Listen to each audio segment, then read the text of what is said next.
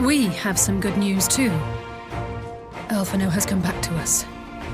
As for the bad news...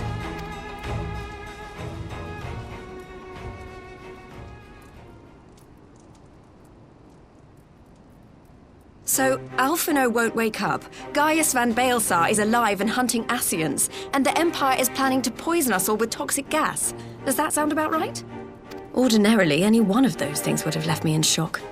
But the way things have been lately, it's all starting to seem pretty normal. Getting back to your report, are we sure this Black Rose is the weapon Maxima was talking about? It fits the description. And it seems we have Alphino to thank for sparing us an early demonstration of its effectiveness. I have a feeling this won't be the last time his bravery in the Empire will serve us here in Eorzea. The threat of an unknown weapon has had us all on edge.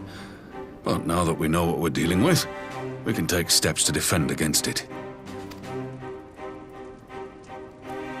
As for Gaius, I'm not sure what to think. Am I happy he's alive? Not in the slightest. Am I happy he's hunting Ascians? Aye, I'd have to say I am. Oh, speaking of Garleans you didn't expect to see, we have a tale of our own, as it happens. When we sent envoys to the Imperial Army to request talks, they returned with the message that Varis Zos Galvus would be attending.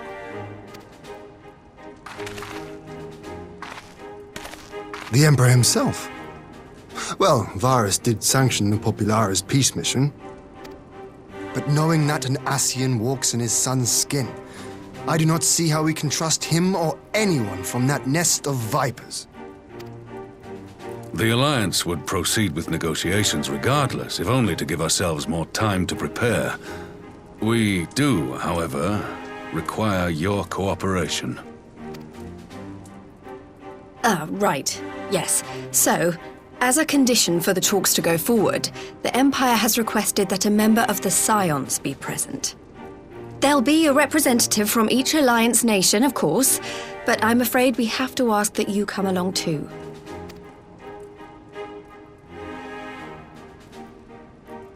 Gods, Lise!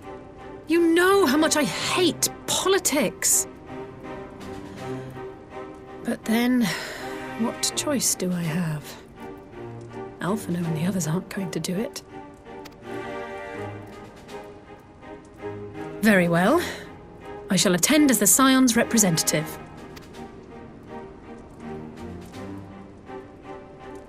In case you're wondering why I didn't ask you, the Empire also requested the presence of Eorzea's champion.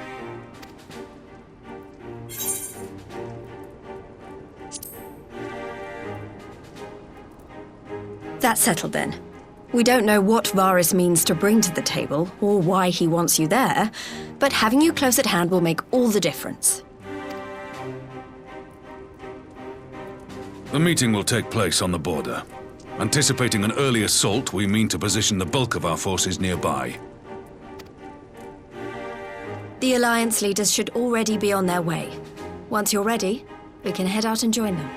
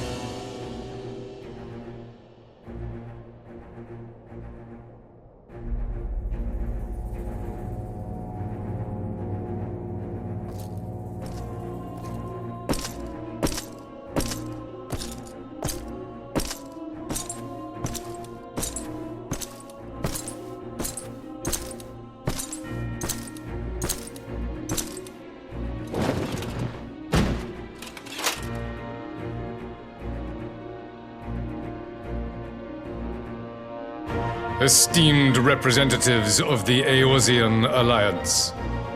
On behalf of the Gallian Empire, I thank you for inviting me here today. As this parley was convened at your request, I invite you to speak first. Very well, Your Radiance. I, Nanimo Ulnamo, 17th in the line of Ul, should be pleased to oblige you. As recent events in Alamigo and Doma have made plain, the subjugation and exploitation of neighboring nations is not a sustainable policy.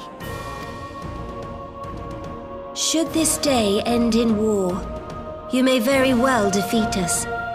But you will never extinguish the people's desire for freedom. Though it may not be in our lifetime, there will be another revolution, another war, and the cycle will continue.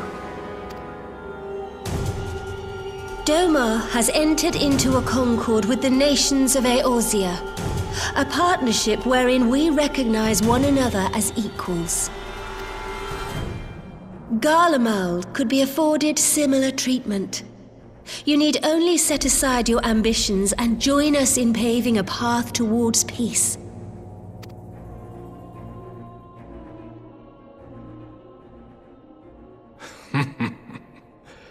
You will not win me over with sophistry, Your Grace. As you know only too well, this alliance lacks the strength to keep the peace within its own borders. Even now, your struggles with the Beastmen continue unabated. Divided, you sow this fertile soil with the seeds of your differences and reap naught but discord and chaos for your trouble. Eorzea must be united under one leader, one purpose. I would offer you both and bring an end to your strife. With all due respect, Your Radiance, the only thing that you offered the people of Alamigo was fear and hopelessness. The citizens of Doma can also attest to the meager arms of imperial rule. There is no purpose to be found in a life of oppression, each day more uncertain than the last. Our people are willing to die for their freedom. A great many already have, and countless more will, if we don't put an end to this madness here and now.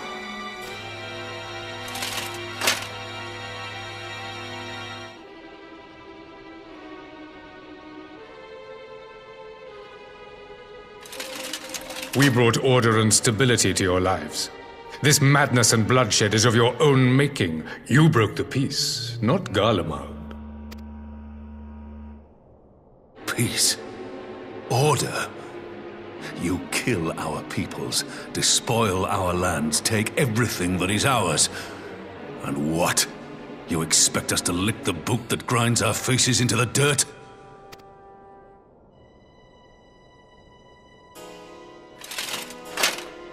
I expect you to weigh the costs. To recognize that countless lives have been lost on both sides in pursuit of a greater good, and to not squander all we have achieved in a fit of petulance.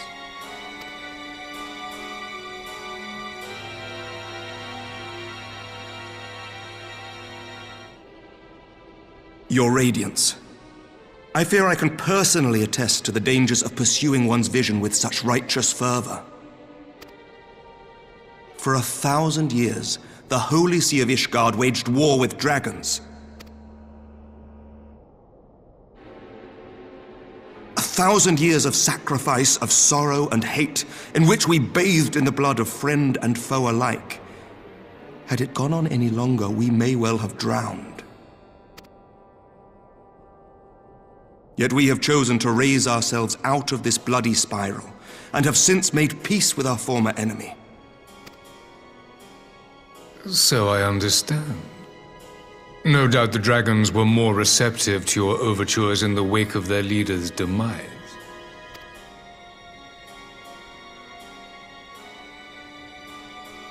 You speak of peace, yet use war to achieve it.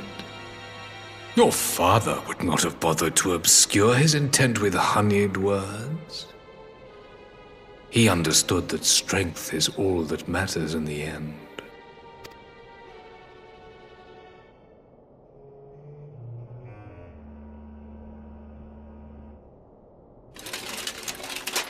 Without his clarity of vision, I can but wonder what will become of Ishgard and her people.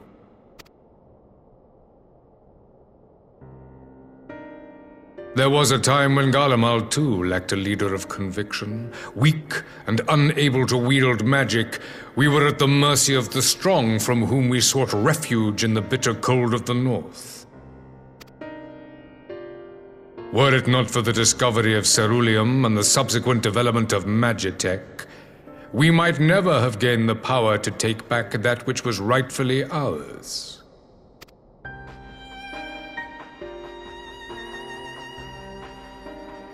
You speak as if your people were the first to have been driven from their homes. Limsa Lominsa was built by wayward souls in search of a place to call their own.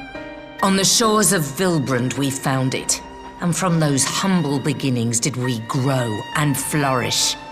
And all without robbing our neighbors of their liberty.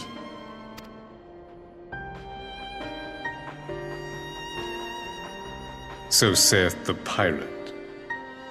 Am I to believe that you simply asked the kobolds to yield up their lands and that they were happy to oblige you? That you did not drive them out like rats in the hold of one of the many ships seized by your privateers?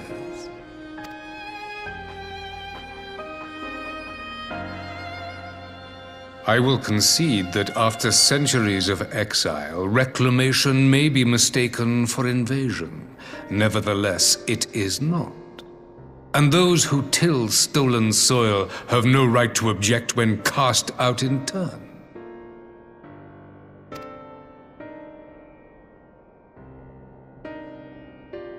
Your uncompromising nature rivals that of the Ixal. They too lament circumstances which they themselves perpetuate. Were they but to embrace peace, we would welcome them with open arms. Indeed, some few have done just that, and now receive of the Twelve's Wood's bounty. Would that your people might learn from their example.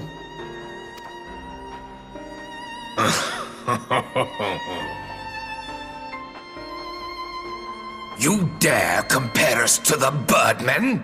You who thought to invoke the 12 and threaten all of creation?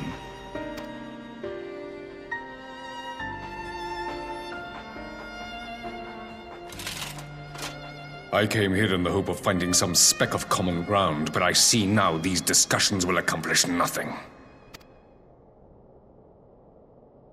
Despite what you people may believe, I am not wont to choose the sword over the olive branch. 'Tis but a pity men are loath to accept one without first being shown the other.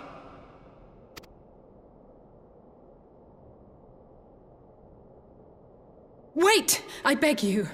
This meeting was supposed to be a chance to find a way forward together, not to bemoan the missteps which brought us here. Please, if you truly consider violence a last resort, there must be a way we can come to an agreement.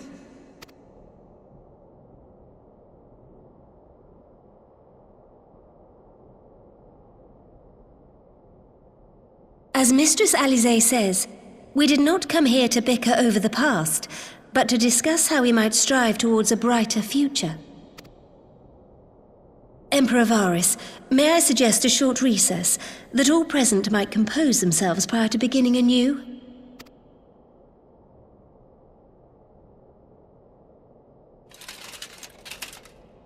Very well.